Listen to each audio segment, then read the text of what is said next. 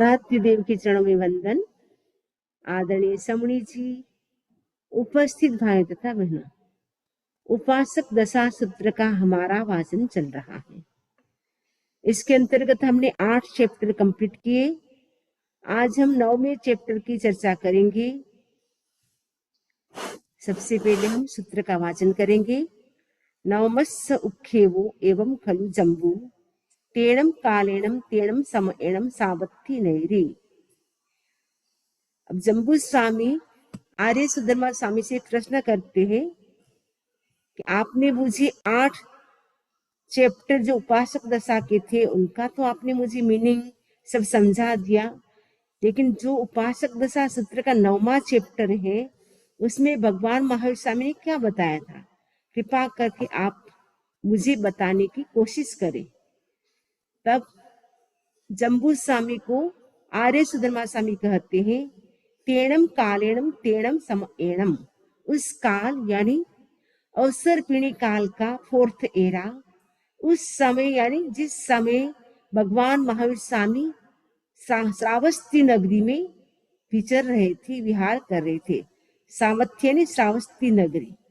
उस समय अवसर पीढ़ी काल का 4था आरा था। उस समय भगवान महावीर स्वामी श्रावस्ती नगरी में विहार कर रहे थे, यानी श्रावस्ती नगरी में विराजे हुए थे।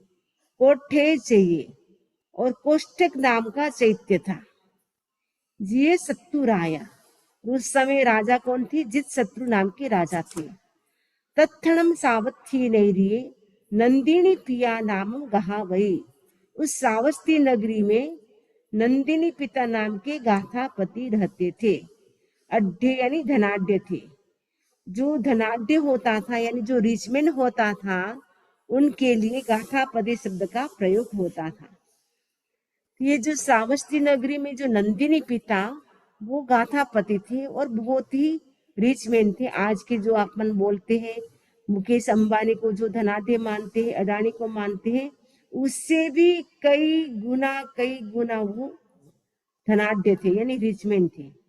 चत्तारी हिरण्य कोड़ियों निहाण पौताओं, और जो उनके पास कितना पैसा था वो बता रहे हैं कि 4 कोटि सोना तो वो खजाने में रखते थे। और चत्तारी हिरण्य कोड़ियों उड्डी पौताओं, और 4 कोटि सोनैया तो वो अपने बिजनेस के कार्य में लगाए हुए थे, यानी बिजनेस के लिए 4 कोटि सोनैया थे। चत्तारी हिरण्य कोड़ियों पवित्र पौताओं, और 4 कोटि सोनैया तो घर के खर्च में रखे हुए थे। चत्तारी वया 10 गोहस्येणम सेवयेणम, और उनके पास जो गायें थी वो उनके ग्रुप कितने थे? चत्तारी 4 ग्रुप थे। उसमें एक ग्रुप में 10,000 काउस थी, यानी टोटल 40,000 गायें थी, काउस थी। अश्विनी भारिया, उनकी पत्नी का नाम क्या था? अश्विनी। पत्नी का नाम था अश्विनी, यानी अश्विनी पत्नी का नाम था। इस प्रकार यह जो नंदिनी पिता, 9वें श्रावक का नाम है नंदिनी पिता। श्रावक के नाम भी याद कर लेंगे। ये नंदिनी पिता थे, बहुत धनाढ्य थे, चित शत्रु समय राजा थे। उनकी पत्नी का नाम अश्विनी था और वो श्रावस्ती नगरी में नंदिनी पिता रहते थे।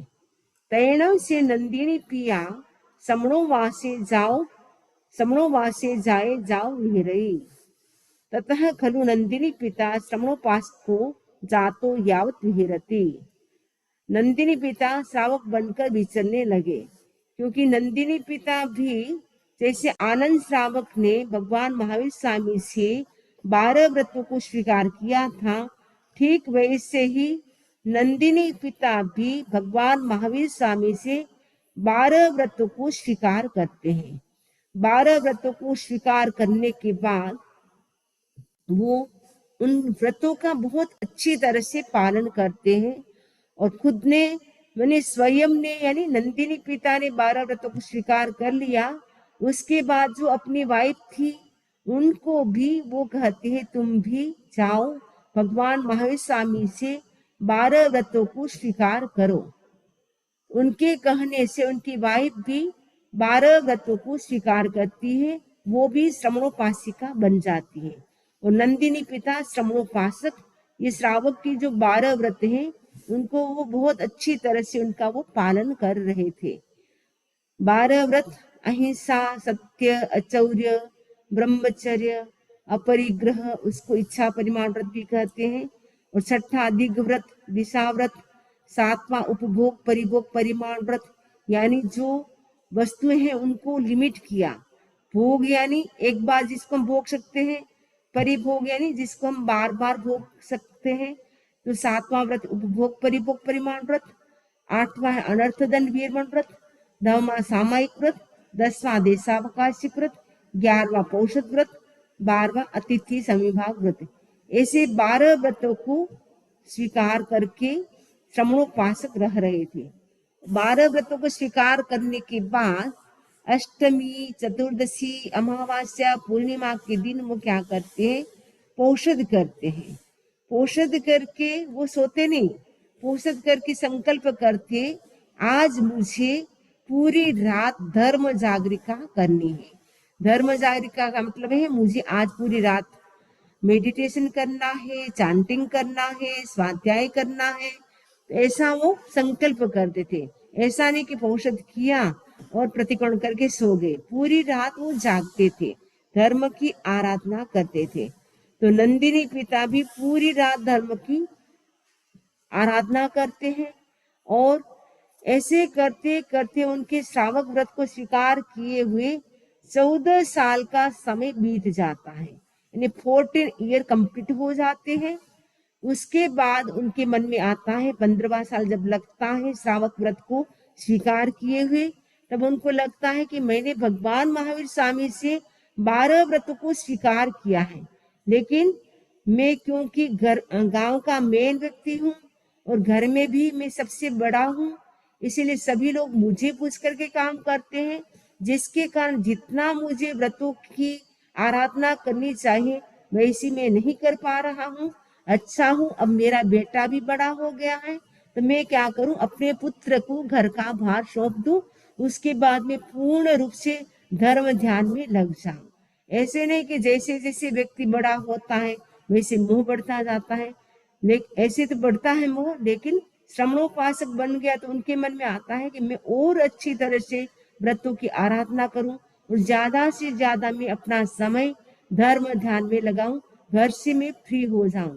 हर व्यक्ति को यह चाहिए कि जब व्यक्ति को लगे कि अब मैं 60 वर्ष का हो गया हूँ, यानी 60 ईयर ओल्ड हो गया हूँ, उसके बाद उनको अधिक से अधिक समय धर्म की आराधना में लगाना चाहिए।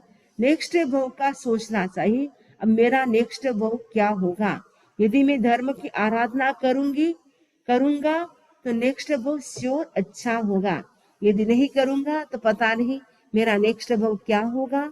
ये मनुष्य भव में ही हम ये चिंतन कर सकते हैं और उसमें ही हम धर्म की आराधना कर सकते हैं। तो हर व्यक्ति को सोचना चाहिए, अब मुझे क्या करना है, इस भव का जो मेरे ऊपर जो रिस्पॉन्सिबिलिटी थी परिवार की, फैमिली की, बच्चों की, अब मैंने पूर्ण कर ली है। अब मुझे अपने जो बच्चे बड़े हो गए हैं उनको घर का भार सौंप करके अब हमें क्या करना चाहिए, व्रतों की आराधना करनी चाहिए, धर्म ध्यान में अधिक से अधिक समय लगाना चाहिए। ये जो नंदिनी पिता है अब वो सोच रहे हैं कि अब मुझे अधिक से अधिक समय धर्म ध्यान में लगाना है, अब मुझे घर की जवाबदारी से फ्री होना है, क्योंकि समय बीत जाएगा, आयुष्य पूरा हो जाएगा, काम पूरा नहीं होगा। इसलिए अब मुझे क्या करना है, जो समय मेरे पास बचा है, जितना मेरा आयुष्य बचा है, अब मुझे शेष सारा समय धर्म ध्यान में लगाना है। अब मुझे न फैमिली की चिंता करनी है न बच्चों की, बस केवल अपनी आत्मा की चिंता करनी है, क्योंकि मैंने फैमिली के लिए बहुत कर लिया है, बच्चों को अपने पैरों पे खड़ा कर दिया है, बच्चे भी बड़े हो गए, समझदार हो गए और बिजनेस करने योग्य बन गए हैं। अब मुझे बिजनेस से फ्री होकर के समय हमें धर्म ध्यान में लगाना है, ऐसा चिंतन कर रहे हैं। तो हर व्यक्ति को ये चिंतन करना चाहिए, जब बच्चे बड़े हो जाए तो हर व्यक्ति सोचे कि अब बच्चे बड़े हो गए हैं, तो उनको सारा घर का जो भार होता है उनको संभला दे और खुद धर्म ध्यान में लग जाए। तो नंदिनी पिता अपने जो बड़े पुत्र थे उनको घर का भार सौंपते हैं, और घर का भार सौंपने के बाद वो एकांत स्थान में चले जाते हैं। एकांत स्थान में जाने से, जिसको पौषधशाला कहते थे, एकांत स्थान में जाने से कोई डिस्टरबेंस नहीं, अधिक से अधिक वो धर्म की आराधना करने में समर्थ हो गए, यानी बहुत अधिक समय, अपना समय धर्म ध्यान में लगाते। वो सामायिक करते, प्रतिक्रमण करते, और उसके साथ साथ अष्टमी चतुर्दशी के दिन वो क्या करते थे, पौषध करते थे और बहुत सारी तपस्याएं भी करते थे। उसके बाद वो क्या करते हैं, श्रावक की जो 11 प्रतिमा होती है उनको भी वो स्वीकार करते हैं। 11 प्रतिमा स्वीकार कर लेते हैं, उसमें लगभग 5.5 वर्षों का टाइम लग जाता है, और इसके बाद भी कई तपस्याएं करते हैं, जिसके कारण उनकी जो बॉडी थी बहुत वीक हो जाती है। अब वो सोचते हैं कि अब मेरी बॉडी में कुछ करने में मैं समर्थ नहीं हूँ, मेरी बॉडी से अब कुछ नहीं हो रहा है, मैं बैठ भी नहीं पा रहा हूँ, अब मैं अपना काम भी करने में बहुत मुश्किल, कठिनाई अभी अनुभव कर रहा हूँ। अच्छा हूँ, अभी भी मेरे में थोड़ी बहुत एनर्जी है, तो मैं क्या करूँ, पौषध तो मेरा मतलब पौषध तो करता हूँ, 11 व्रत भी मेरे हो गए, 12 व्रत भी हो गए, 11 प्रतिमा की आराधना भी कर ली।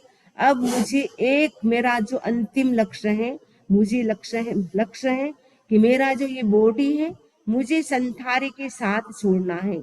इसलिए मैं क्या करूं, अनशन स्वीकार करूं, क्योंकि आगमों में बताया है जब तक हमारे शरीर से हम धर्म की आराधना कर सकते हैं, अपने लिए कुछ काम कर सकते हैं, फैमिली के लिए कुछ कर सकते हैं, समाज के लिए कुछ कर सकते हैं, तब तक तो इस शरीर का पालन पोषण करना चाहिए।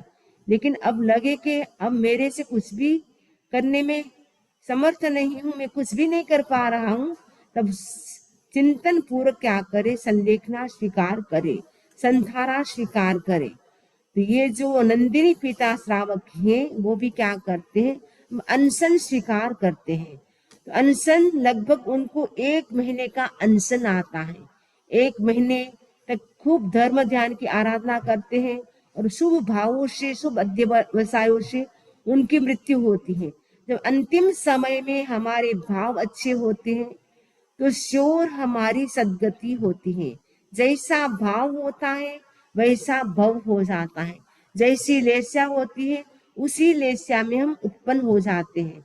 यदि हमारी शुभ लेस्या चलती है तो शुभ लेस्या वाले स्थानों में उत्पन्न होते हैं, शुभ भाव होते हैं तो सद्गति होती है। तो हमें क्या करना है, अपनी लेस्याओं को शुभ बनाए रखना है, और हम धर्म ध्यान में रहे। 4 प्रकार के ध्यान होते हैं, आर्त ध्यान, रौद्र ध्यान, धर्म ध्यान और शुक्ल ध्यान। उनमें से आर्त ध्यान और रौद्र ध्यान से हम बचे। आर्त ध्यान का मतलब है कोई प्रिय वस्तु का वियोग हो गया तो उसके बारे में चिंतन करते रहना, या कोई मनपसंद वस्तु है टूट गई तो उसको वापस मुझे कैसे मिल सकती है, तो उसके बारे में चिंतन करते रहना, वो सब आर्त ध्यान है। और रौद्र ध्यान जो नेगेटिव थॉट्स हैं, जो क्रूर परिणाम है, वो रौद्र ध्यान है। आर्त ध्यान में यदि हमारा आयुष्य का बंध होता है तो तिरंज गति में होता है। रौद्र ध्यान में यानी जब हमारे नेगेटिव थॉट्स से चलते एकदम क्रूर परिणाम होते हैं, हिंसा के भाव चलते हैं, उस समय आयुष्य का बंध होता है तो नरक गति में होता है। धर्म ध्यान जब हम करते होते हैं उस समय आयुष्य का बंध हो तो मनुष्य गति का होता है। और जब शुक्ल ध्यान हो यानी एकदम भावधारा हमारी एकदम प्योर हो जाए, उस समय हमारा आयुष्य का बंध हो तो उस देव गति का होता है। शुक्ल ध्यान वाला देव गति में भी जा सकता है और मोक्ष गति में भी जा सकता है। तो वर्तमान समय में आप कहेंगे मोक्ष गति तो नहीं है, लेकिन हम अपनी भावधारा को, अपने जो थॉट्स हैं उसको जितना पॉजिटिव रखेंगे, अच्छा थॉट्स हम रखेंगे, नेगेटिव थॉट्स से बचेंगे, तो उससे हम अशुभ कर्मों से बच जाएंगे और दुर्गति से बच जाएंगे। तो दुर्गति क्या है, नरक गति, तिरंज गति, ये सब दुर्गति है। निगोद है वो भी सब दुर्गति है। उन दुर्गतियों से हम बच जाते हैं जब हमारे थॉट्स पॉजिटिव होते हैं तो हम क्या करें, संकल्प करें कि हमें मनुष्य भाव मिला है, हम अपने जो भाव है उनको हम हमेशा पॉजिटिव रखेंगे, नेगेटिव थॉट्स नहीं रखेंगे, नेगेटिव न बोलेंगे न सुनेंगे। अगर कोई नेगेटिव बातें करे तो उनको बोल दो कि मुझे नेगेटिव सुनना भी नहीं है और मुझे किसी का नेगेटिव बोलना भी नहीं है। किसी की हम नेगेटिव बातें करते हैं, नेगेटिव सुनते हैं, उससे भी हमारे कर्म का बंधन होता है। किसी के हाँ में हाँ मिलाते हैं तो भी हमारे कर्म का बंधन होता है। इसीलिए हमें बहुत सावधान रहना पड़ेगा, क्योंकि आयुष्य का बंध कब हो जाएगा पता भी नहीं चलेगा। और कोई मतलब आप बहुत बड़े ग्रुप में बैठे हुए हैं, किसी की नेगेटिव बातें कर रहे हैं और हाँ में हाँ मिलाते जा रहे हैं, उस समय सामुदायिक जो कर्म होता है वो बंध जाता है, फिर एक साथ उसका फल मिलता है। जैसे कई लोग बोलते हैं प्लेन था वो क्रैश कैसे हुआ, क्या सभी के एक जैसे कर्म थे? तो कभी कभी होता है, एक ग्रुप में बैठे हुए होते हैं, सभी एक तरह का चिंतन करते कि हाँ हाँ ये तो मारने जैसा था, इसको तो मार दिया तो बहुत अच्छा हुआ। आप भी वही सोच रहे हैं, वो मूवी देखने वाला वो भी सभी वैसा ही सोच रहे। सपोज आप मूवी देखने के लिए गए, थिएटर में बहुत बड़ा ग्रुप था, तो सभी एक साथ वही सोच रहे थे, जिसके कारण एक जैसे कर्म का बंधन होता है। फिर वो जब समय आता है तो वैसा योग मिल जाता है कि वैसे जीव एक साथ मिल जाते हैं, तो एक साथ उनके साथ वैसी घटना घटित हो जाती है। इसलिए हमें बहुत सावधान रहना है कि वैसे कहीं हमारे कर्म का बंधन न हो जाए, क्योंकि कर्म का बंधन करना तो बहुत इजी है लेकिन उसको भोगना बड़ा कठिन है। जब कर्म का उदय आता है तब हमें पता चलता है, तब तो हम सोचते कि अरे मेरे साथ ऐसे कैसे हुआ। लेकिन यहाँ जो कर्म राजा है वो बहुत ही न्याय प्रिय है, जैसे जिसने किया वैसा फल उसको मिलता है, पाई पाई का फल हमें उसका मिलता है। क्योंकि कर्म राजा के पास क्या है, सीसी कैमरा लगा हुआ है, तो सब कुछ एक्टिविटीज, गुड एक्टिविटीज या बैड एक्टिविटीज जो भी हम करते हैं सारा कैमरा उसमें जमा होता जाता है। क्योंकि सीसी कैमरा होता है, वो सारा जो कुछ होता है वो सब कुछ उसको फोटो खींच लेता है।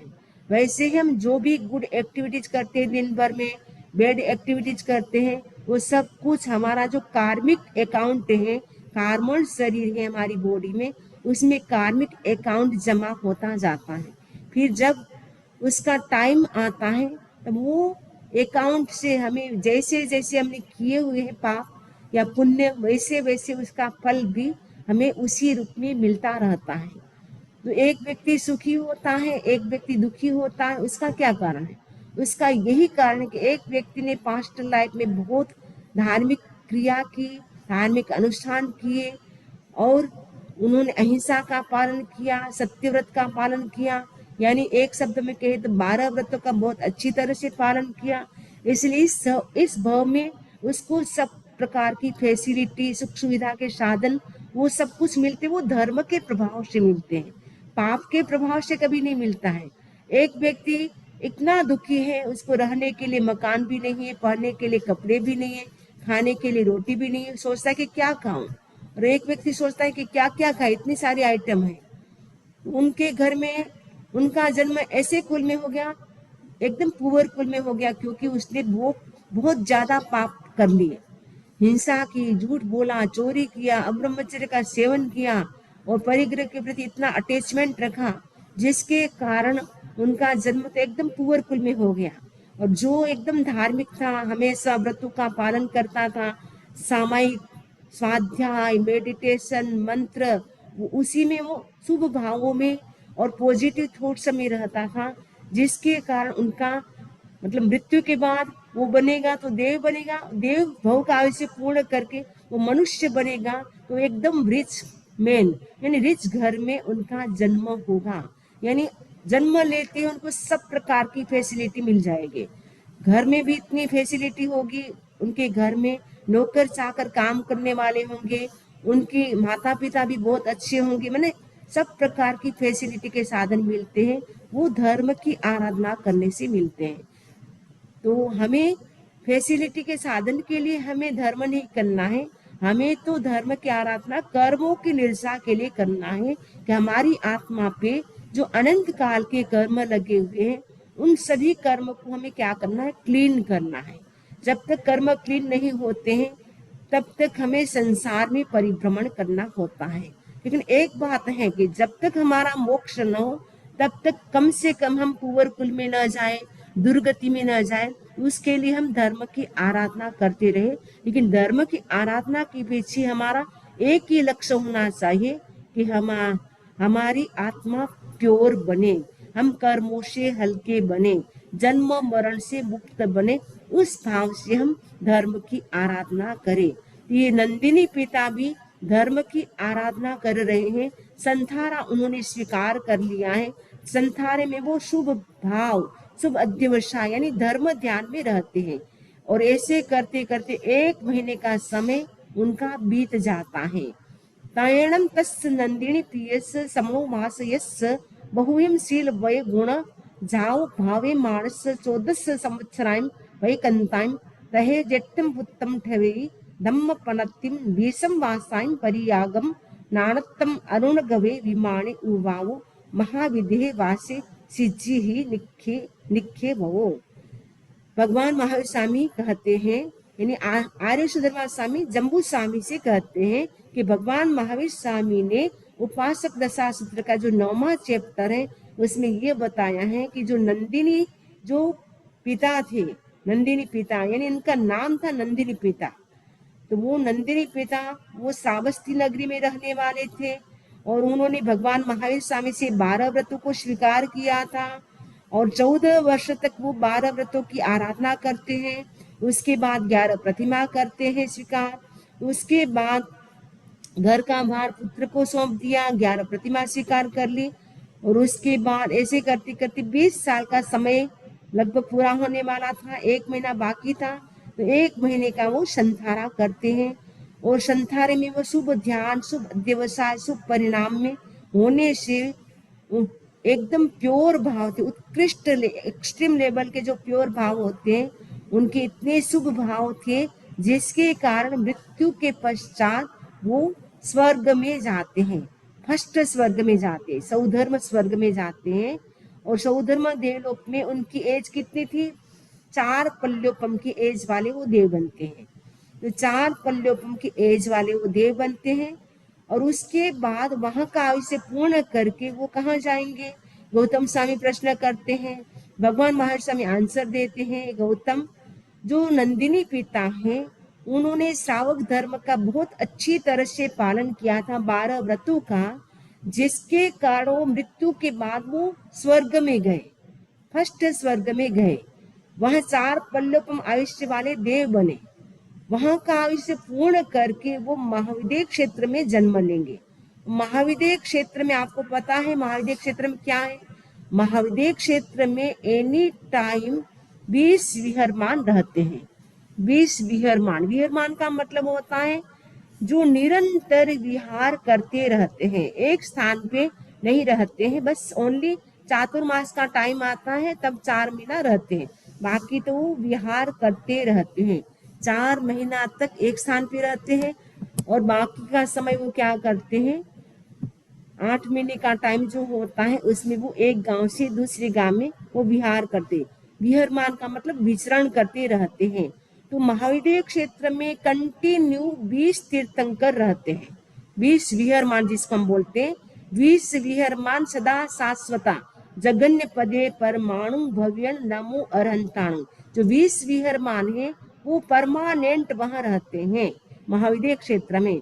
महाविदेह क्षेत्र कितने हैं, 5 महाविदेह क्षेत्र हैं, जैसे 5 भरत क्षेत्र हैं वैसे 5 महाविदेह क्षेत्र हैं, 5 ऐरावत क्षेत्र हैं। लेकिन अवसर पीढ़ी काल का जब तीसरा चौथा आ रहा आता है तब भरत क्षेत्र में, ऐरावत क्षेत्र में तीर्थंकर होते हैं, 24 तीर्थंकर होते हैं और महाविदेह क्षेत्र में उस समय सभी विजय में तीर्थंकर होने से 160 तीर्थंकर हो जाते हैं।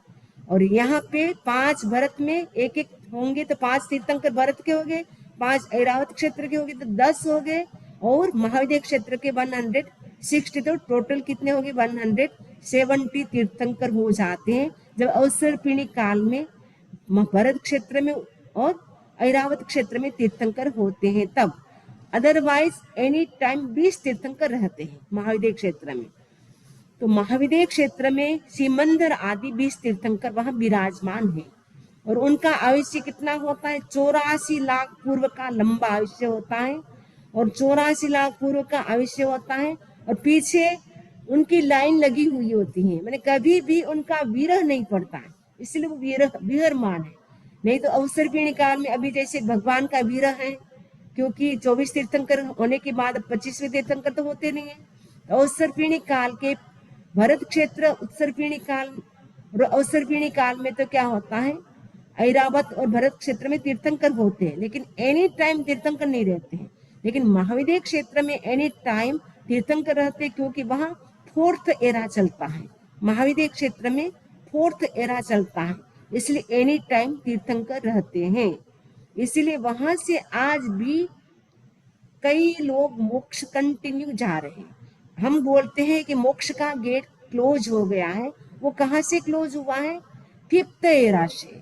हम 5th एरा में अवसर्पिणी काल के 5th एरा 6th एरा में कोई मोक्ष यहाँ से हम नहीं जाएंगे, लेकिन महाविद्य क्षेत्र से व्यक्ति आज भी मोक्ष जा रहे हैं और जाते रहेंगे कंटिन्यू। महाविद्य क्षेत्र में हमेशा तीर्थंकर होंगे, कभी ऐसा टाइम नहीं आएगा कि वहां तीर्थंकर न हो।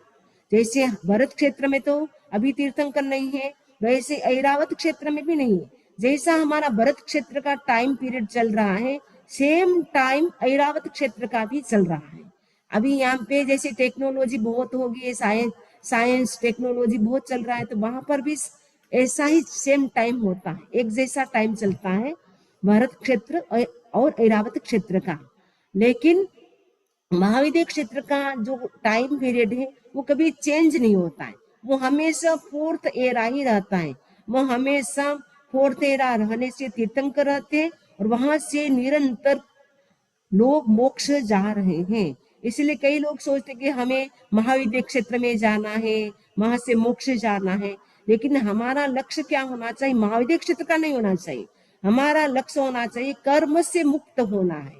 वो लक्ष्य रखेंगे, ऑटोमेटिकली आपको वैसा ही साधन मिल जाएगा, वैसा ही सब कुछ आपको प्रोवाइड हो जाएगा।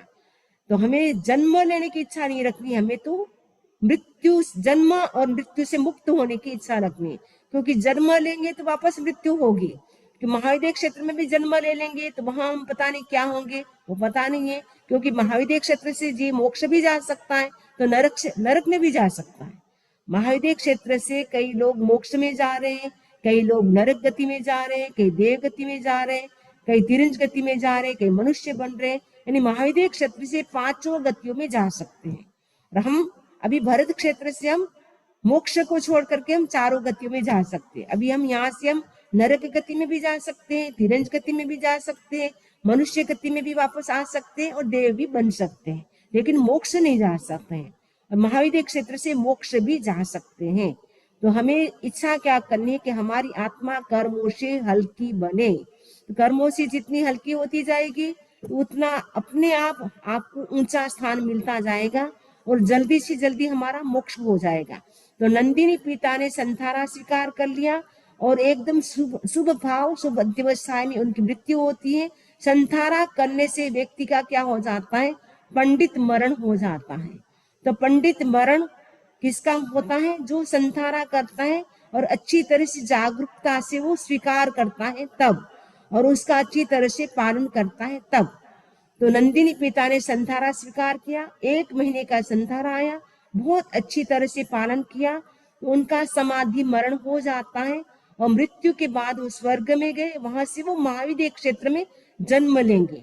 तो महाविद्य क्षेत्र में भी उनका जन्म होगा, वो एकदम अच्छे घर में होगा, ऊंचे कुल में होगा, स्टेटस उनका बहुत अच्छा होगा, जैन कुल में होगा, जिसके कारण वो जैसे समझ पकड़ेंगे उसके बाद वो क्या करेंगे? दीक्षा स्वीकार संबोधन करेंगे। दीक्षा स्वीकार करके वो क्या करेंगे? उत्कृष्ट कोटि की आराधना करेंगे, जो अनादि काल से हमारी आत्मा के, संसारी जितनी भी आत्माएं, हम सभी की आत्मा को 8 कर्म लगे हुए हैं। तो वो आठों कर्मों से मुक्त हो जाएंगे। और 8 कर्म से जब मुक्त होंगे तब जीव कहाँ जाता है? मोक्ष जाता है। तो नंदिनी पिता भी महाविद्य क्षेत्र से क्या बनेंगे? सिद्ध बुद्ध मुक्त बनेंगे, यानी 8 कर्मों से रहित होकर के वो मोक्ष जाएंगे। जब व्यक्ति के कर्म होते हैं तब व्यक्ति को नाच नचाते रहते हैं। कभी उसको नरक गति में जाना पड़ता है, कभी तिरंज गति में, कभी कीड़ा मकोड़ा, कभी प्लांट बन जाता है, कभी निगोद में चला जाता है, कभी चंडाल बन जाता है, कभी राजा बन जाता है, कभी वो एकदम पुअर कुल में जन्म ले लेता है, कभी वो बहुत ही हाईएस्ट स्टेटस में चला जाता है। वो सारे कर्मों का खेल है। इसलिए हम कर्मों से हमें बचना है, कर्मों से डरना है, और किसी से हमें नहीं डरना है, कर्मों से डरना है। जो कर्मों से डरेगा उनका पास्ट लाइफ है बहुत अच्छी होगी। ये लाइफ अगर हमारी अच्छी है, वर्तमान अच्छा है जिसका, उसका फ्यूचर तो अपने आप अच्छा होगा। जिसका प्रेजेंट ही अच्छा नहीं, उसका फ्यूचर कैसे ब्राइट हो सकता है? यदि हमें फ्यूचर को ब्राइट करना है, हमें क्या करना होगा? अपना जो प्रेजेंट है उसको हमें अच्छा करना होगा। तो हम प्रेजेंट में हमें क्या करना है? एकदम हमें भावों को पॉजिटिव रखना है और कसाय को शांत रखना है, क्योंकि कसाय मुक्ति किल मुक्ति रेव। जब कसाय हमारा शांत होगा तो हमारा मोक्ष होगा। ये नंदिनी पिता ये जो महाविद्य क्षेत्र में वहां से जाएंगे, वहां से 8 कर्म का क्षय करके वो मोक्ष को प्राप्त करेंगे। तो वो कारण क्या बना? उन्होंने 12 व्रतों की आराधना की, 12 व्रतों की आराधना की, 11 प्रतिमा श्रावक की जो थी उसको भी उन्होंने स्वीकार किया, बहुत सारी तपस्याएं भी की, और लास्ट में संधारा भी किया, जिसके कारण इतने कर्म का अर्जन हो गया, यानी पुण्य कर्म बंध गए, जिसके कारण वो स्वर्ग में गए। और वहां पर भी उनके बहुत ज्यादा पुण्य बाकी रह जाएंगे, इसलिए वह महाविद्य क्षेत्र में जाएंगे, अच्छे कुल में उत्पन्न होंगे, और उनको ऐसे तीर्थंकर भगवान का, सिमंदर स्वामी का ऐसा योग मिलेगा, जो तीर्थंकर वहां विराज रहे उनका ऐसा योग मिलेगा। उनसे वो दीक्षा स्वीकार करके, साधना करके वो मोक्ष को प्राप्त करेंगे। इसी आशा के साथ ओम अरहम, ओम अरहम। तो हम भी प्रेरणा ले श्रावकों से कि जैसे उन्होंने व्रतों की आराधना की, तो हम भी ऐसे अच्छी तरह से व्रतों की आराधना करें, हम भी उनके जैसे एक भव अवतारी बन जाए। वो ही हम संकल्प करें अपने प्रति, और दूसरों के प्रति भी संकल्प करें कि मेरा भी मोक्ष हो और सबका मोक्ष हो, मैं भी कर्म से मुक्त बनूं, और जो भी हमारे घर में परिवार में रहते हैं वो भी कर्मों से मुक्त बने, मैं भी एक भव अवतारी बनूं, और परिवार के सभी सदस्य एक भव अवतारी बने। उसके लिए घर में क्या करें? धर्म का माहौल बनाए और व्रतों की आराधना करे। एक व्यक्ति स्वीकार करता है तो दूसरे व्यक्ति का भी मन हो जाता है, वो करता है तो मैं भी कर लूं। देखा देखी व्यक्ति के मन में भाव जागते हैं। यदि आप धर्म की आराधना करते तो धर्म की आराधना करने की इच्छा होती है, और फैमिली में कोई धर्म नहीं करता है, मौज शौक मस्ती करते हैं, तो घर के सारे मेंबर्स भी वैसे हो जाते हैं। इसीलिए हमें क्या करना है? एक व्यक्ति जो मेन होता है वो घर में ऐसा वातावरण क्रिएट करे कि सभी व्यक्ति के भीतर लगे कि हम मनुष्य भाव मिला है, उस मनुष्य भाव को हमें सफल करना है। उसके लिए हम कुछ न कुछ करते रहे, खाली न रहे, खुले न रहे। वो उसके लिए हम संवर यानी त्याग, तपस्या जितना भी हम कर सकते हैं अपनी शक्ति के अनुसार हम करते रहे भक्ति प्रभु की। और इस प्रभु की भक्ति करने से ही हम खुद प्रभु बन सकते हैं, बिंदु से हम सिंधु बन सकते हैं, और नर से नारायण बन सकते हैं, और परमात्मा हम बन सकते हैं। हमारे अंदर परमात्मा बनने की शक्ति है, हम स्वयं परमात्मा बन सकते हैं। वो तब हो सकता है जब हम धर्म की आराधना करेंगे और शुभ भावों में रहेंगे, तो हम एक दिन परमात्मा प्रभु जैसे बने हैं भगवान महावीर स्वामी, वैसे हम स्वयं भी 8 कर्म का क्षय करके एक दिन परमात्मा प्रभु महावीर जैसे बनेंगे। इसी आशा के साथ ओम अरहम, ओम अरहम।